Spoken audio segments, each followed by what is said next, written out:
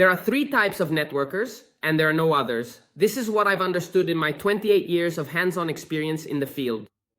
I'm Giovanni Valenti. I've been involved in network marketing practically since '96. Networking, marketing, communication, and sales. What I want to tell you is that thinking back, considering all the people I've met and everyone I've worked with in network marketing, there are only three types of networkers. And today I want to explain these three types to you in detail, simply to help you understand which one you are.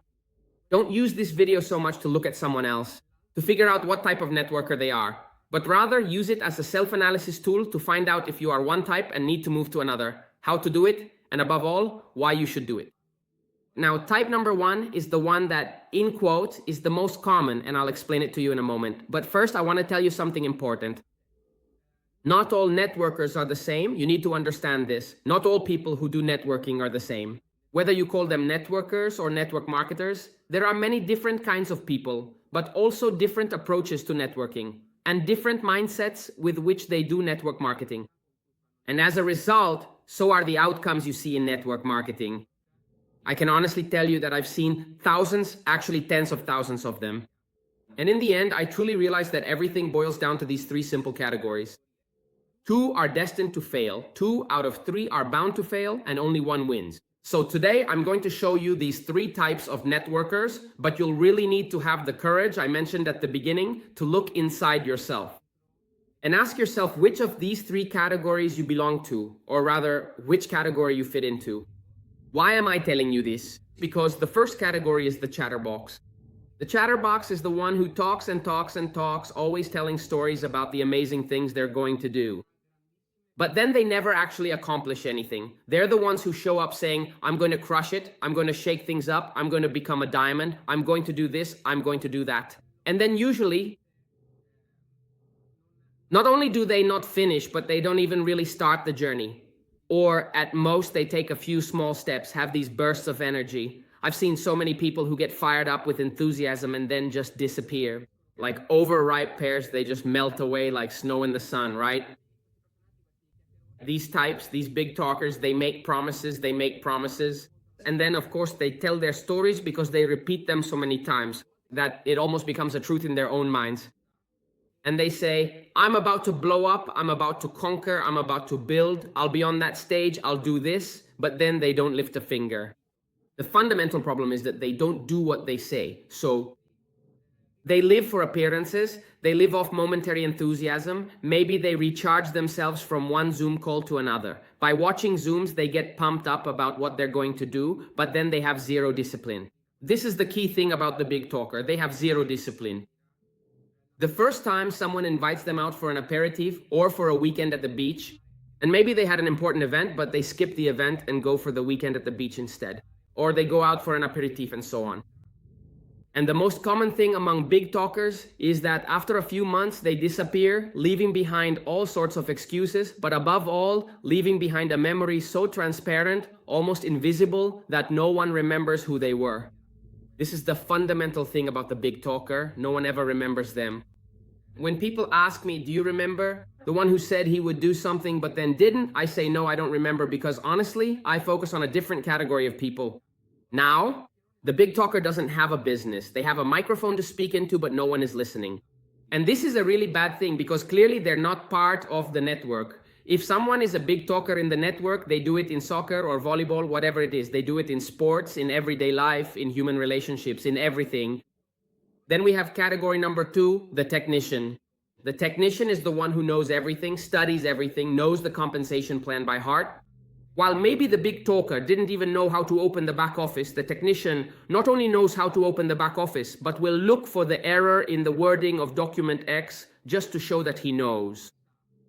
Then he knows the platform, he can use it better than the person who created it. On top of that, he knows everything about the product, but the fundamental problem is, the thing is, he analyzes, studies, prepares, but never gets started, never takes action, never acts, so he remains a theorist. Why? Because basically, hidden behind all this, the desire to know, it's not that he knows these things or wants to know them because they're needed. He wants to know everything because he's afraid. He has a huge fear of rejection. In the meantime, while I finish telling you this and then move on to the third category, if you haven't done it yet, give the channel a like, follow the channel, and like the video. And maybe turn on the notification bell, because that way I'll be more motivated to make more videos like this for you and help you grow in networking. They're free, but give me a little bit of support so I can make them even better. Now, what's the key thing? Is he afraid of rejection? We've understood this. Maybe you're the technician who's afraid of rejection and never feels ready.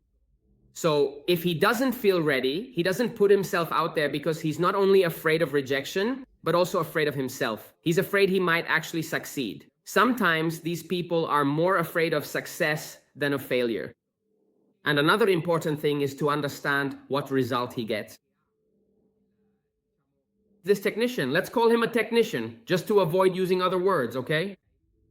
Because many use colors, they use these things. I want to call him a technician because I called the first one a chatterbox, since he's a chatterbox.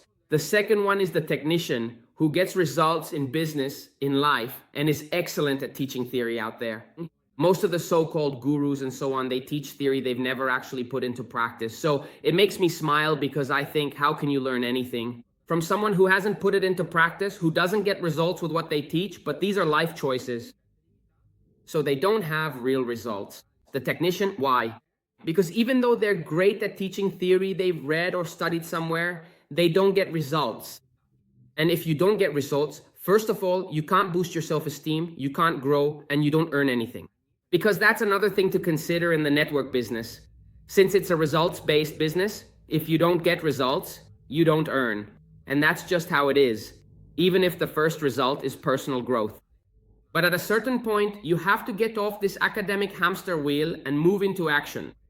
The technician thinks that knowledge is enough, but in reality, without action, knowledge is sterile. It doesn't serve any purpose. Some people say knowledge is power. Bullshit. Knowledge isn't power if there's no application behind it. It's simply being cultured, knowing things, being knowledgeable, but it's practically useless if you don't actually apply it. Well, then there's number 3. Number 3 is the one I follow closely, the one I keep an eye on, the one who gets results. I call this person the professional, even though when they start out, they can't really be a professional yet. But I call them a professional because they have a professional attitude. Maybe at the beginning, they don't know anything, they come in knowing nothing, but they take action, what I call ignorant action, meaning you don't have to know everything to take action. I rely on my upline, I rely on my team. By upline, I mean those above you, because you can't rely on those below you.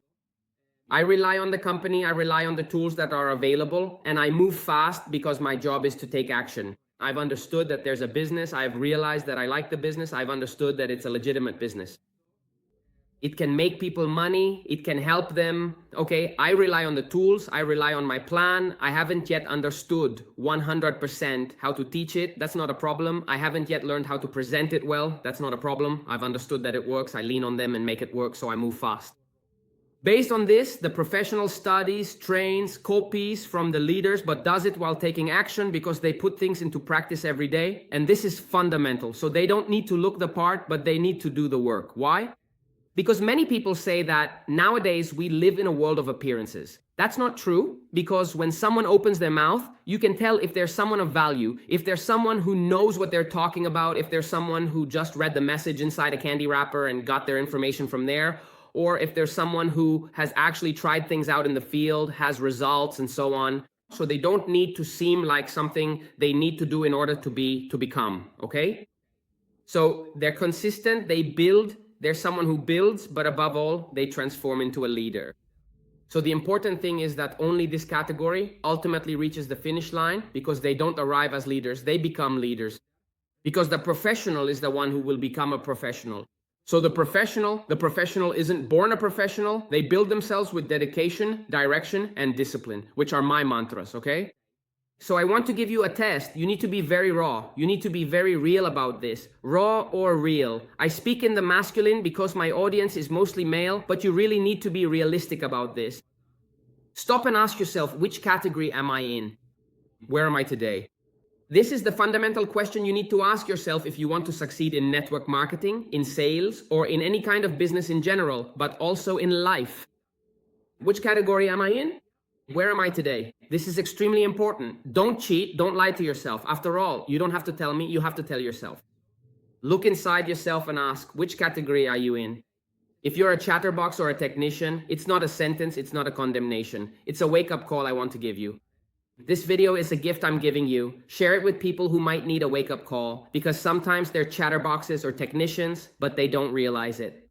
Maybe send this video to them privately or share it in your network groups, your company, or your team, because it can be a great help to you and it can be a great help to them. Now, most importantly, you can choose to become a professional, but you have to change your mindset, your habits, because everything starts with habits, with your mindset, and that's what makes the difference. If I can give you a piece of advice, there's a book that I read, reread, and study again and again, $1 Million Habits by Brian Tracy. It's not your typical theoretical book about habits, but it actually teaches you how to get what you want, how to develop the right habits, how to transform yourself into a person of the right habits, eliminating the wrong ones, so you can reach all areas of your life, because it covers every area of life, including money, which is something that scares you a lot. But we'll talk about that in another video. Now, it doesn't matter who you were up until yesterday. What matters is who you decide to be today. And this fundamental thing is the key to everything. Today, you stood in front of a mirror with this video, and remember that I am here. There are 3 types of networkers. 2 will soon be gone, 2 won't make it to the end, and 1 will build their own freedom. So the question is, which category do you want to be in? The choice is yours. This is fundamental. The choice is entirely yours, and you can only make it now, the choice. Because in networking, it doesn't matter who you know, but who you decide to become. This is the message I want to leave you with today, and I'll see you in the next video.